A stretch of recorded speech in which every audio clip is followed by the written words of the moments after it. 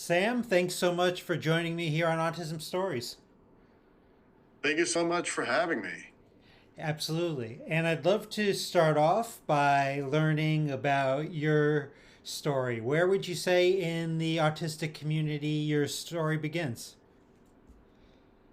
So, my story begins just over 2 years ago, where I was interacting with a child who I sort of intervened. And before any kind of meltdown or it didn't go anywhere, because I've got a long history as a therapist. I've worked with kids a lot, intervened with someone I knew more personally, and it didn't go anywhere. The intervention sort of worked, and that led to a few conversations. But then that summer 2022, another kind of bigger incident, and I thought, I think this child's autistic, so I'm going to learn everything I can about autism.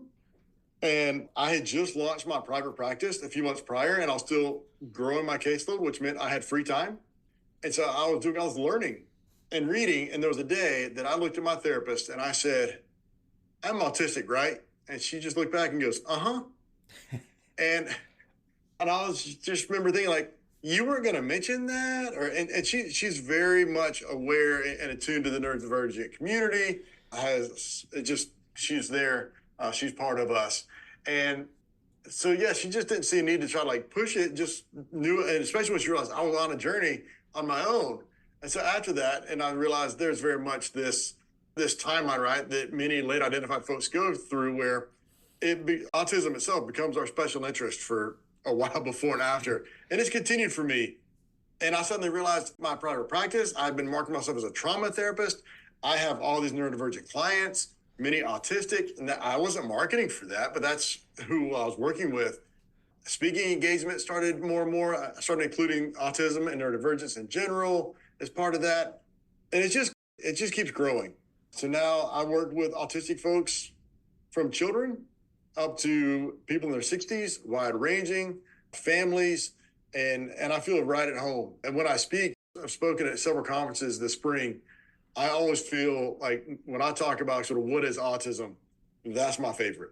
It feels most personal and important to me. You mentioned being a therapist, but you're also an author of Embracing All Brains, which is a book for educators wanting to take a neurodivergent affirming approach.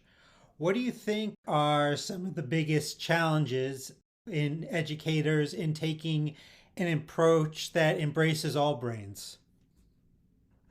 What I see, the first challenge is that they have to hear about it. So much of an affirming message around neurodiversity, honestly, it seems to run contrary to what they were taught in school. And I can affirm that, well, that's different than what I was taught in graduate school as a social worker as well. And so it starts with just people hearing this message, hearing the word neurodiversity, hearing the word neurodivergent, things like that, and then understanding the concept. And those who want to learn and who want to embrace that, then they have to acknowledge the fact that they are most likely working in a system, whether it's their school system, kind of all the systems that are not designed to be neurodiversity affirming, neurodivergent affirming. The behavioral interventions are not affirming. This goes from the positive ones to, you get a reward for your good behavior, to any sort of interventions. And so people start to process through that. And I see many educators struggle with like, okay, like I really like this idea, but I don't know how to incorporate this on any wide scale other than with the kids in my classroom, to which my response is, but for the kids in your classroom, that's amazing. Those kids get to be affirmed, and that may be life changing. And I think one of the cool parts about your book, Embracing All Brains, or at least differentiates itself from books that also are touching on this subject, is that it's a 30-day guided journal. Why did you take the approach of making this into a guided journal? So I am somebody personally, I have to engage with something to learn it. That's just sort of how my brain works. And so that's already sort of there. And I'm doing some graduate work as well on executive functioning. And I learned about the idea of cognitive load theory, which basically is like the more we put on our brain, at some point it's going to be too much, and the extra load there. And so I didn't want to write something or have another resource that is just really heavy in the amount of content, that I decided I'd go a little bit thinner in content, but help people engage with that. So it's much more of an overview. And I really think I've got some great information in there that I'm not trying to discount that, but to cover a lot of topics, but support the readers in engaging with that on a personal level. Yeah, absolutely. You not only books, but that also makes me think of conferences in the sense that I always feel like I don't go to conferences anymore, and I guess one of the reasons is because I'll go to a conference session, and like you said, there's just so much information, and then I'll walk out of the conference session just like listening to the presenter or presenters, maybe it's a panel, and feel like what do you remember, and what did talking to myself, what did you remember, and what did you gain from going to that session? And a lot of times it's tough for me to even take one thing away that really I remember and that I can actually implement in my life. When I present, I typically tell people a couple things. One, I tell people my presentation style is I'm a lot like a heavyweight boxer. I got to get hit a couple times before I'm in it. And so ask me questions, interrupt me, that kind of thing. But part of it is I need that feedback so I can know that they're connecting with something here. And I do find that oftentimes the questions people ask may be the most meaningful part of the presentation because it's connected to something very, very real, personal for them. But the other things I tend to tell people, and I've just done in the month of March, I did 8 different 75-minute presentations. And I tend to tell people, like, if you only get one thing from this 75 minutes, here's your main takeaway. If I talk about what is autism for 75 minutes, let me give you a main takeaway. And I'll tell you up front, here's what I hope you get from this.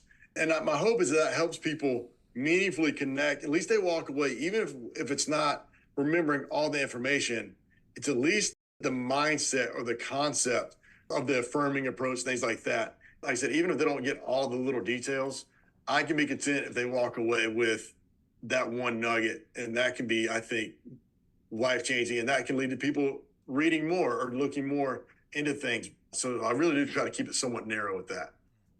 Now, in addition to being an author, you're a licensed social worker and have a postgraduate certificate in trauma stress studies.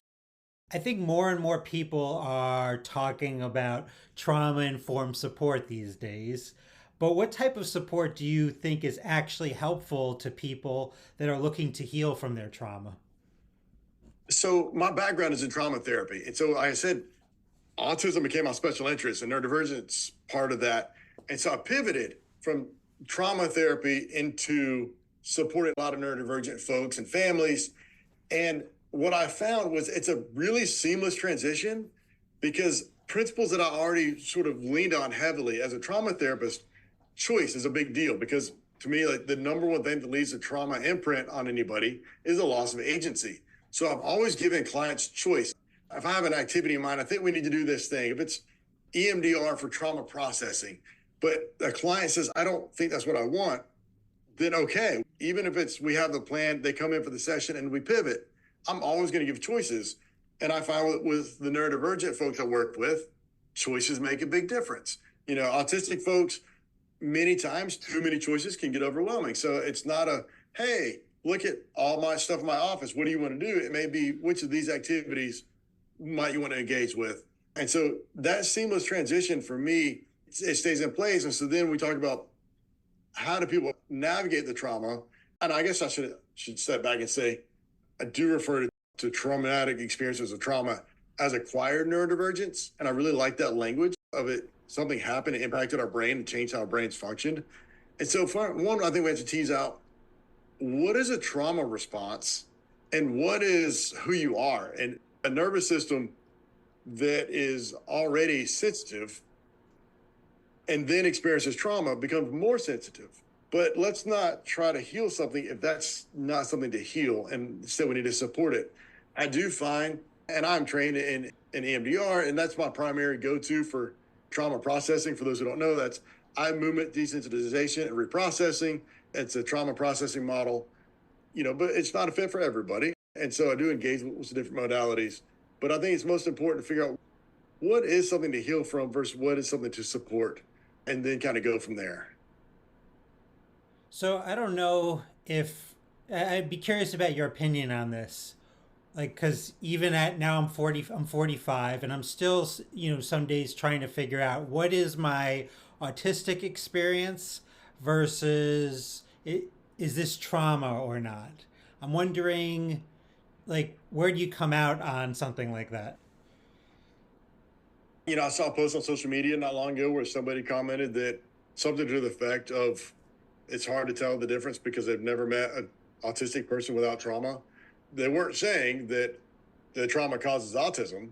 They're saying that the experience of living in this world as an autistic person can be traumatic, right? And so I think it is really tricky when I have a new client that's an individual, especially an adolescent or adult. I always sort of start back old school therapy method of it's called a genogram. It's like a family tree kind of model, map out the relationships, the dynamics.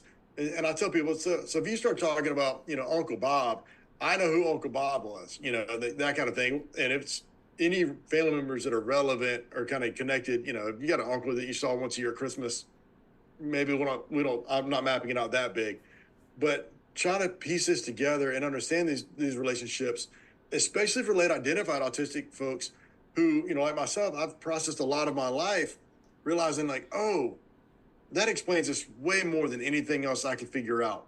And so that is part of it in terms of what is trauma, what is neurodivergence or autism, and this whole picture. Sometimes it's just sort of talking through and what are these when we look at it through the lens of I experienced that as an autistic person, which I'd never looked at it through that lens before. Does that help me understand things more? The example I always give is sort of the masking and social scripting. I tell people, and this is a little bit embarrassing, but you can keep it on the recording, is that when I was 14 years old, I got my first ever job at a day camp where as a counselor in training, where for every hour I worked, I had to volunteer an hour. So I worked 40 hours a week for half a minimum wage, and I loved it until the point that I didn't. And I had a tough day with my boss. And I remember I got to quit. I remember like calling home and have a conversation with my parents and okay, but I didn't have a script for how to quit a job, except for from the first Top Gun movie when Cougar quits at the beginning of the movie as a fighter pilot. It's really intense. So I channeled that energy into quitting my day camp job as a 14-year-old because that's the only script I had. And that didn't make any sense to me until I realized I'm autistic and I started understanding social scripting and things like that. And then it's like, oh, that's why I did that because I needed a template because I couldn't figure this out on my own. And so that kind of thing, right? Like what is traumatic versus, just it's so messy. And so we try to tease that out. And I don't know if it's meaningful always, but at least for people to understand their experience of like how they experienced that experience and who they are and how their brain may have processed it a little bit differently. And then it's for each person to decide was that traumatic or is this sometimes I think something is going to land as a that's pretty traumatic for me and people can laugh about it. I can laugh about me quitting a job as a 14-year-old channeling the energy of a fighter pilot. It's a silly story now, but at the time, for years, it didn't feel good at all, that kind of thing. So it is messy and complicated, and we have to give a lot of space for a person. Trauma in general is so subjective that if it's traumatic for you, it's traumatic. If it's traumatic for me, it's traumatic. And if you and I experience the same thing at the same time, it may have been traumatic for one of us, but not the other, and that's okay. I wanted to go back to you were mentioning the genogram because one of my autistic traits is pattern recognition. And I'm wondering if the genogram helps you to use maybe your sense of pattern recognition when you're going along the process with a client. I never thought about it through that perspective before. And this is a perfect example of what I was just saying, right? Of we started to get this new perspective on things. And now I'm wondering, is this why I love this old school technique that's been around for, I don't know how long, decades in old school therapy models? And 100% part of it is looking for patterns, relationship patterns. There are symbols for marking anywhere from addiction histories or things like that. So you can see where else it may show up in a family. And so now I'm wondering, is that my attraction to it? I've always said I like a visual representation of things the way I process, and I like to be able to look down on my notes in front of me and see the visual of it. Sometimes I tend to pick out things. Suddenly I've got this visual of, okay, well, there's a lot of people on your mom's side, but nobody on your dad's side, or these kind of things. That visual helps me a lot. But now you're talking about these other patterns too. It could be, and here I'm processing live, which I love that. But that's such a great question that I'm going to keep thinking about that one probably for the next week. Love it. I would look forward once you process that, what you come up with. So often, as autistic people, when we have to meet with professionals, they tend to ask us about bad experiences in our life. And that doesn't exactly help us with trauma. So, what's your approach in talking about these experiences with your clients that have had trauma in their lives? A couple things. One is I always tell people a couple things up front. And it is anytime I ask a question, you always have permission to say, I don't want to answer that, or something to that effect. And I may follow up with, is there a reason why you don't want to answer that? And you can always say, I don't want to answer that. And then I'll drop it and I'll move on. Or if there's a reason why, that, and I tell people that may be the most important thing to talk about, is the reason why you don't want to talk about something. The other thing is that I tell people that I don't think clients ever lie to me. I think the clients are as honest with me as they feel safe enough to be.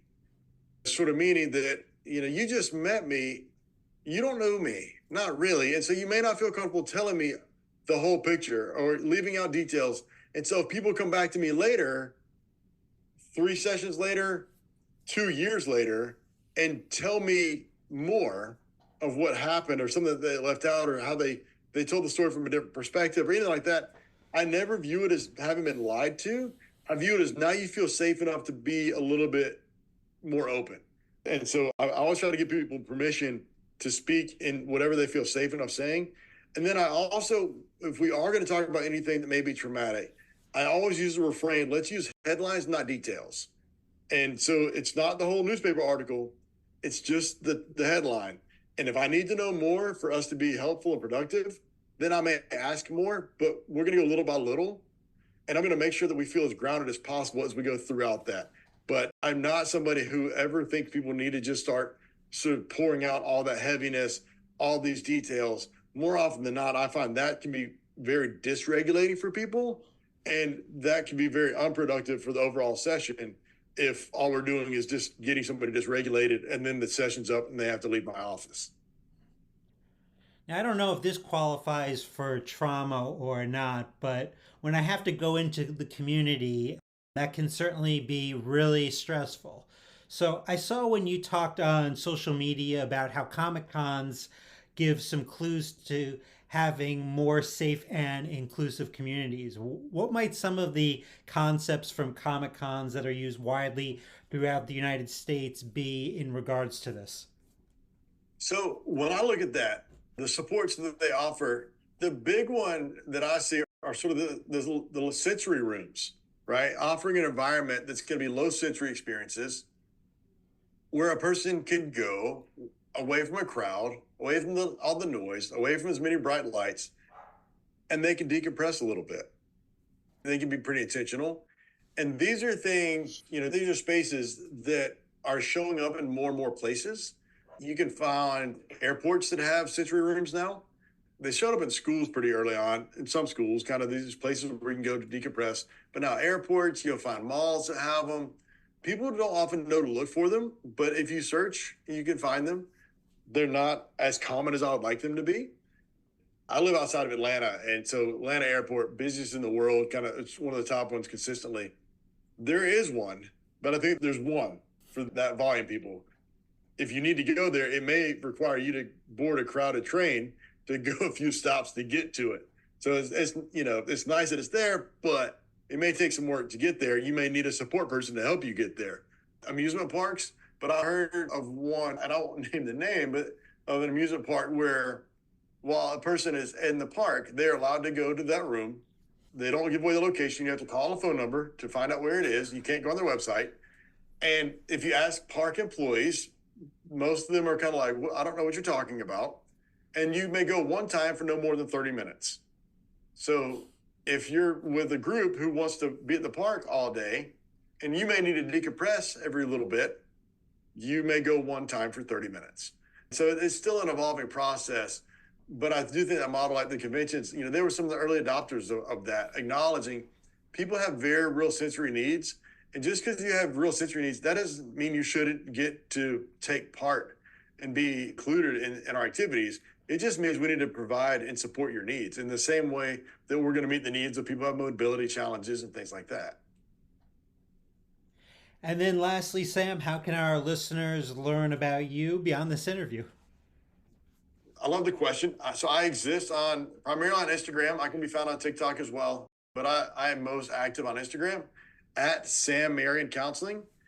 I've got a website, neurodivergentspot.com. I put out a lot more content on Instagram, my website. I have a sort of range of offerings there as well, including you can find a link to my book on there, or it's also on Amazon. Well, Sam, thanks so much for spending some time with me. It was great to get to know you. Thank you so much for having me.